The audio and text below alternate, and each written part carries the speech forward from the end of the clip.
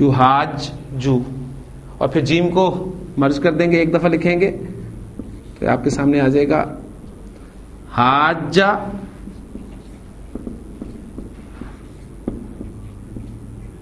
یحاجو.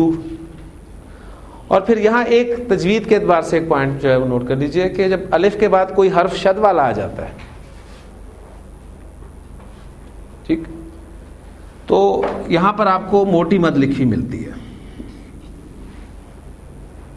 اس کو ہم لمبا کر کے پڑھتے ہیں، حاجہ یحاجو، یہ تجوید کے اعتبار سے، ٹھیک ہے. گرامر کا اس کے ساتھ کوئی تعلق نہیں ہے، وہ گرامر وہیں تک کی تھی، صرف حاجہ یحاجو. اس کے معنی ہوتا ہے باہم ایک دوسرے کے ساتھ دلیل بازی کرنا، فلاں دلیل دے رہا ہے، فلاں اس کے مقابلے میں دلیل دے رہا ہے، اس طریقے سے یہ جو ہے یہ حاجہ ہے. اس نے جھگڑا کیا یا دلیل بازی کی، حاجہ. اس نے ابراہیم سے دلیل بازی کی، حاجہ ابراہیم. ٹھیک ہے.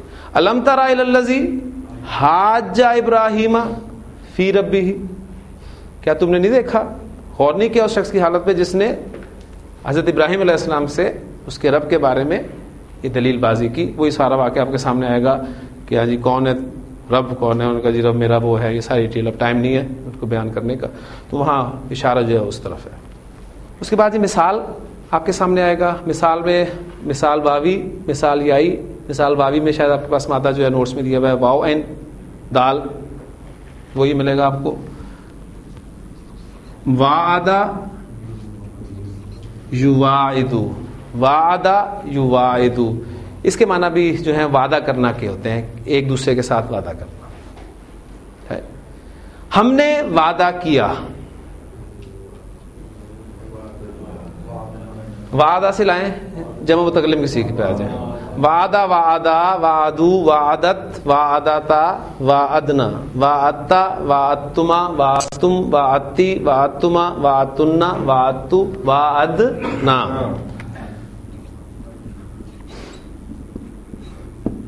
اور اللہ تعالیٰ کا فرمایا کہ ہم نے وعدہ کیا موسیٰ علیہ السلام سے، وعدنا موسیٰ. ٹھیک ہے. ہم نے موسیٰ علیہ السلام سے وعدہ لیا، کہہ لیں وہ 40 راتوں کا جو وعدہ لیا تھا، جس میں حضرت موسیٰ علیہ السلام جو اللہ تعالیٰ سے جو پوری ایک سیٹنگ ہوئی ہے 40 دنوں کی، تو وہاں پر اشارہ ہے وعدنا. ٹھیک ہے. تو یہ آپ کا باب مفعلہ سے استعمال ہوا. اس کے بعد آئیں اجوف کی طرف. ہاں جی، اجوف میں آپ کو اجوف واوی آپ دیکھیں وہ ملے گا آپ کو را واو دال. ٹھیک ہے. تو وہ آپ کا بن جائے گا راودہ یراودو، راودہ یراودو. اس کے معنی ہوتے ہیں کسی کو بدنیتی سے بہکانا یا پھسلانا. ٹھیک. راودہ گردان ہو جائے گی، یراودو گردان ہو جائے گی. سمپل میں سیغہ بولتا ہوں، آپ مجھے سیغہ بتا دیں کون سا ہے. واحد مؤنث غائب کا سیغہ بتا دیں. مضارع میں، فعل مضارع میں واحد مؤنث غائب کا سیغہ. یراودو اسی کے نیچے ہے وہ تراودو. سورہ یوسف میں الفاظ ملتے ہیں یہ کہ وقال نسوۃ فی المدینۃ، اور کہنے لگیں کچھ عورتیں شہر میں، امرأۃ العزیز تراود فتاحا، وہ اپنے غلام کو پھسلاتی ہے، بدنیتی سے بہکاتی ہے، ان نفسی ہی، اس کی نفس کی حفاظت سے. ٹھیک ہے. اور وہاں پورے اس واقعے میں آپ کو راودہ ماضی کا سیغہ بھی جو مل جائے گا. کوشش کیجیے گا اس خاص طور پہ اس حصے میں جا کر آج ایک ہوم ورک کے طور پہ لے لیں. وہاں دیکھیے گا کہ راودت، جہاں حضرت یوسف علیہ السلام نے فرمایا تھا نا جب وہ دونوں دوڑے ہیں دروازے کی طرف تو خامد اس کا دروازے پر تھا، تو اس پہ فوری طور پہ اس عورت نے جو پینترا بدلا اور پھر حضرت یوسف علیہ السلام حیران ہو کے کہا ہے کہ ہیا راودتنی. راودہ سے آپ آئیں، راودہ، راودہ، راودو، راودت. ہیا راودتنی، یہ مجھے پھسلا رہی تھی، یہ مجھے، وہاں ماضی کا صیغہ بھی استعمال ہوا ہے، تو مضارع بھی آپ کو وہاں پہ اس حصے میں آپ خاص طور پہ اس مادے کو دیکھ سکتے ہیں. لیکن ناقص کی طرف آئیں اور پھر اس کے بعد اس کو ختم کرتے ہیں. ناقص میں میرے پاس مادہ ہے ناقص یائی اور واوی کے اعتبار سے. واو میں آتا ہوں آپ کے سامنے، بلکہ یا میں لے لیں، نون دال اور یا.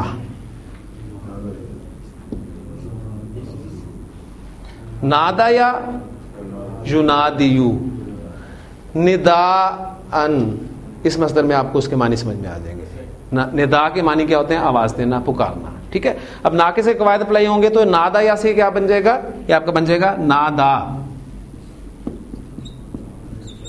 نادا، اور یہاں پر پیشے پیچھے زیر ہو تو یہ ینادی، یا ساکن ہو جاتی ہے. نادا ینادی ندان، پکارنا. اس نے پکارا، اس نے ندا دی، نادا. اس نے اپنے رب کو پکارا، نادا. اس نے اپنے، اب دیکھیں اس اور اپنے اس کے ساتھ جوڑے، تھرڈ پرسن. نادا ربہ. ٹھیک ہے. اب اسی فعل کا مصدر حالت نصب میں آ جائے نداءن، ٹھیک، تو کیا معنی ہوں گے؟ یہ مفعول مطلق کے طور پہ استعمال ہوگا. ٹھیک ہے. اور پھر آگے اس کی صفت آگے آ رہی ہے خفیًا.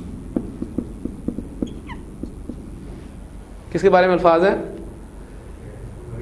ذکر رحمت ربی کا عبدہ زکریا اذ نادا ربہ نداء خفیہ. جب اس نے پکارا اپنے رب کو، ایسے پکارنا چپکے سے جیسے پکارا جاتا ہے.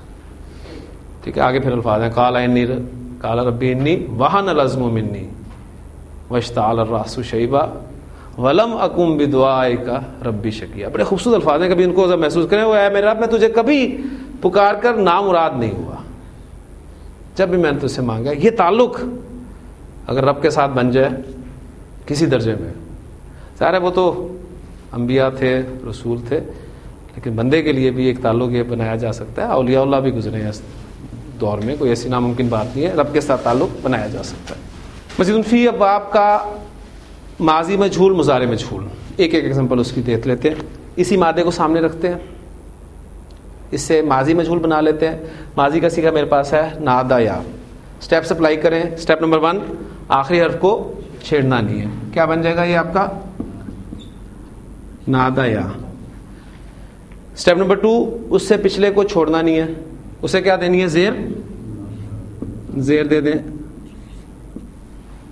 اسٹیپ نمبر 3، باقی جو حرکت والے حروف ہیں ان کو پیش دے دینی ہے.